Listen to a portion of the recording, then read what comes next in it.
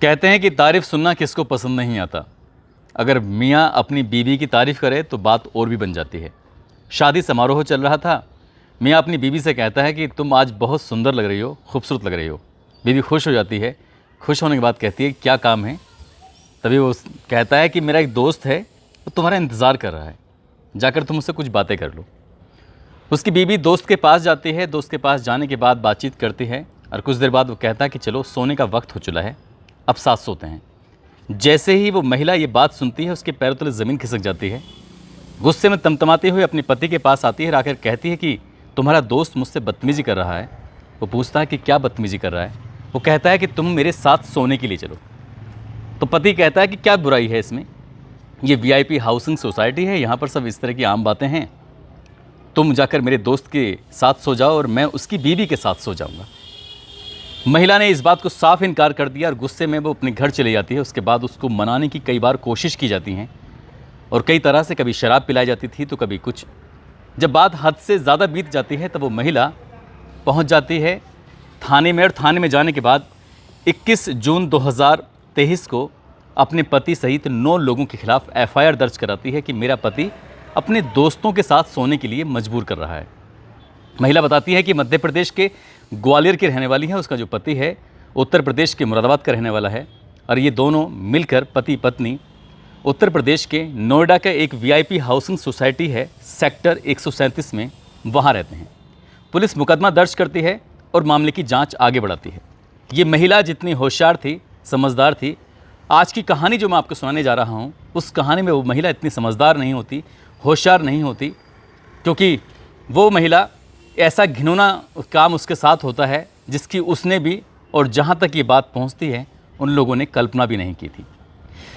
आदाब, नमस्कार, सत श्री अकाल। मैं उस्मान सैफ़ी। आज की जो सच्ची घटना मैं आपको सुनाने जा रहा हूँ, ये सच्ची घटना है महाराष्ट्र प्रदेश का एक शहर है पुणे।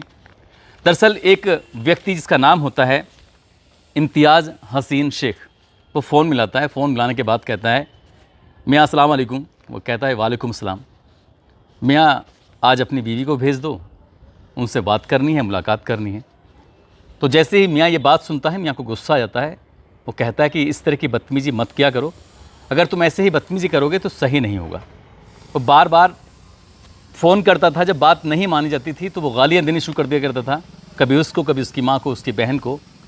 वो इम्तियाज़ हसीन शेख जब ज़्यादा ही बदतमीज़ी पे उतारू हो गया तब कहता है कि मियाँ अब आप हमारी बात नहीं मानेंगे तो इसके भुक्तभोगी आप खुद होंगे, देख लेना।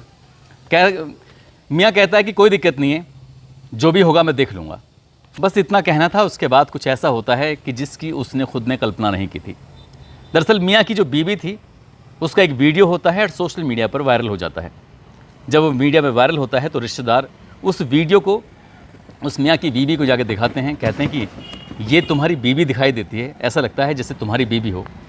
मियाँ ये बात सुनने के बाद घबरा जाता है, परेशान हो जाता है, जैसे क्या उसकी दुनिया पूरी तरह से उजड़ चुकी हो। अपनी बीवी को जाकर जी पूरी कहानी बताता है कि अब क्या करना चाहिए। तब मियाँ और बीवी ने मिलकर एक फ़ैसला लिया कि हमें अब थाने जाना चाहिए। दरअसल थाना जो होता है वो पुणे शहर का एक हड़पसर थाना है। वहाँ जाते हैं और जाने के बाद इंस्पेक्टर रविंद्र शैलाके से जाकर मुलाकात करते हैं और बातचीत करते हैं। जो कहानी सुनाई जाती है उस कहानी को सुनने के बाद इंस्पेक्टर के भी रोंगटे खड़े हो जाते हैं।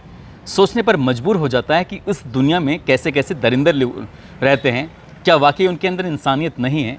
जो महिला कहानी बताती है तो कहती है कि उसके पति ने इस इम्तियाज़ हसीन शेख से 40,000 रुपये उधार लिए थे और जिस दिन 40,000 रुपये उधार लिए थे तो ये कह के दिए थे कि तुम्हें इसके ब्याज देने की कोई भी ज़रूरत नहीं है, तुमसे ब्याज मांगा नहीं जाएगा, जब तुम्हारे पास पैसे हों तो दे देना और तुमसे ज़्यादा तगादा भी नहीं किया जाएगा।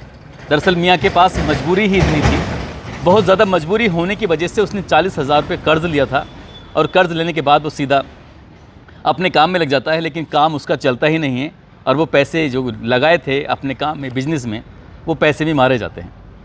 अब ये हसीन शेख लगातार फ़ोन करता है मियाँ को कि मुझे मेरे पैसे वापस दे दो। जब पैसे की मांग करता था, डिमांड करता था, तो कहता था कि मेरे पास अभी पैसे नहीं हैं, बाद में दे दूंगा। और बाद में देते देते इस तरह से बात कहते कहते वक्त आगे गुजर जाता है। और जब वक्त आगे गुजर जाता है तब ये हसीन शेख इस बात पर गुस्सा भी होता था और भयंकर भयंकर गंदी गंदी गालियाँ देता था उसे कहता था कि तुम पैसे नहीं दोगे तो मैं तुम्हें जेल भिजवा दूंगा, बहुत सारी की बातें करता था। लेकिन फरवरी 2023 का एक ऐसा महीना आता है जो इनकी ज़िंदगी का सबसे भयानक, सबसे खौफनाक दिन होता है। मियाँ और उसकी बीवी दोनों साथ होते हैं, तभी हसीन शेख का फ़ोन पहुंचता है।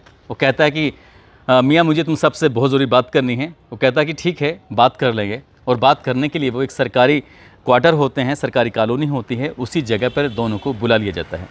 बीवी की मजबूरी थी क्योंकि मियाँ के वो साथ थी। जब उसके साथ पहुँचते हैं तो वहाँ जाने के बाद बातचीत का सिलसिला शुरू होता है। बात हाथापाई तक की नौबत आ जाती है। हसीन शेख जब उसकी बीवी को देखता है तो बीवी बेइंतहा खूबसूरत होती है।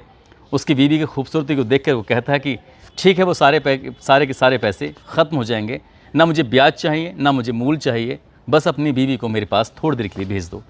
जब ये इस तरह की बात करता है तो पूरी तरह से कन्वेंस कर लेता है और वो बीवी देखती रह जाती है, समझ नहीं पाती। जब उसकी बीवी ऐतराज़ करती है, पति भी ऐतराज़ करता है, तो वो कुछ दबंगई का सहारा लेता है। महिला की उम्र लगभग 30 साल के आसपास होती है और उस हसीन शेख की उम्र होती है 47 साल के आसपास। पति सामने बैठा हुआ देखता रहता है, कुछ कह भी नहीं पाता।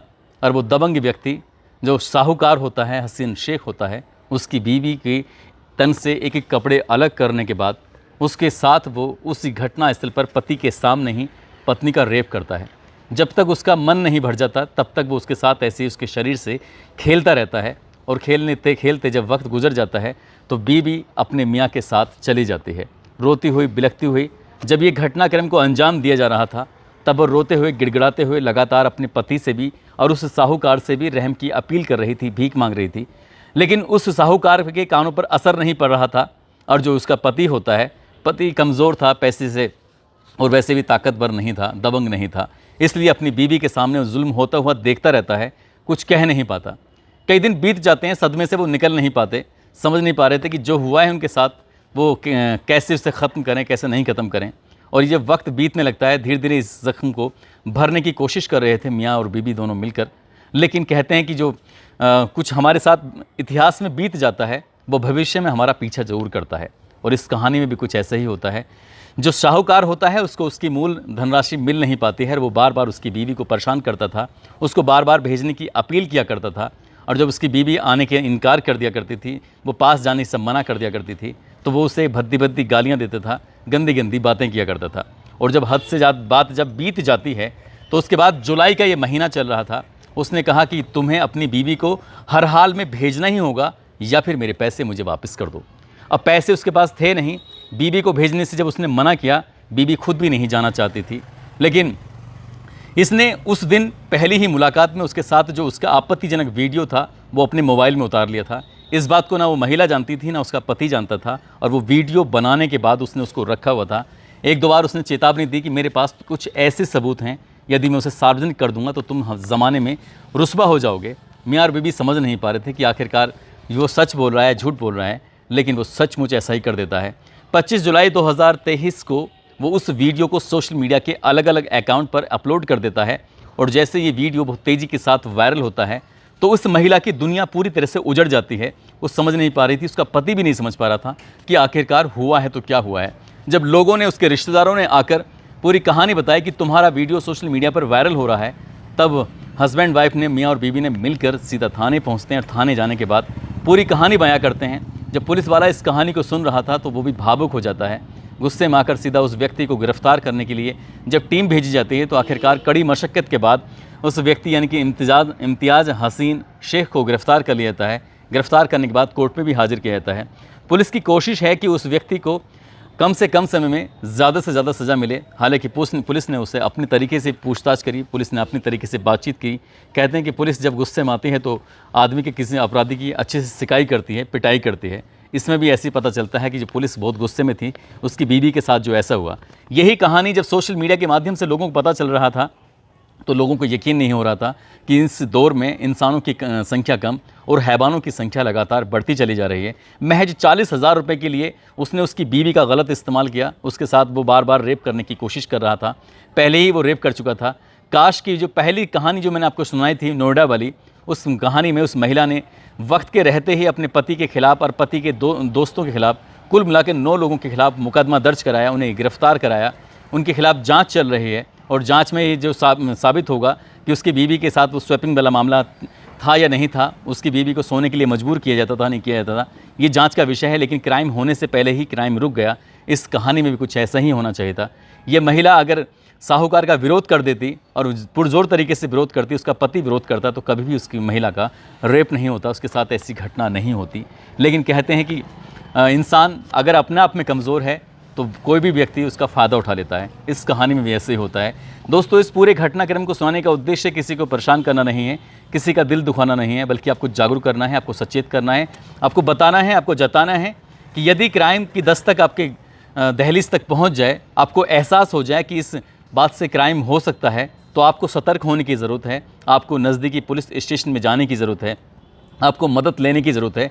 शुरुआत में आपको दिक्कतें ज़रूर हो सकती हैं, लेकिन पुलिस ही एक आखिरी आपका रास्ता होता है। पुलिस ही है जो आपकी मदद करेगी। यदि निचले स्तर पर सुनवाई नहीं हो रही है तो ऊंचे स्तर पर जाना चाहिए। बड़े अधिकारियों के संपर्क में जाने के बाद आपकी बातें सुनी जाएंगी और आरोपी के खिलाफ हर हाल में कार्रवाई होगी। आप सब लोग अपना ख्याल रखें, सुरक्षित रहें। जय हिंद, जय भारत।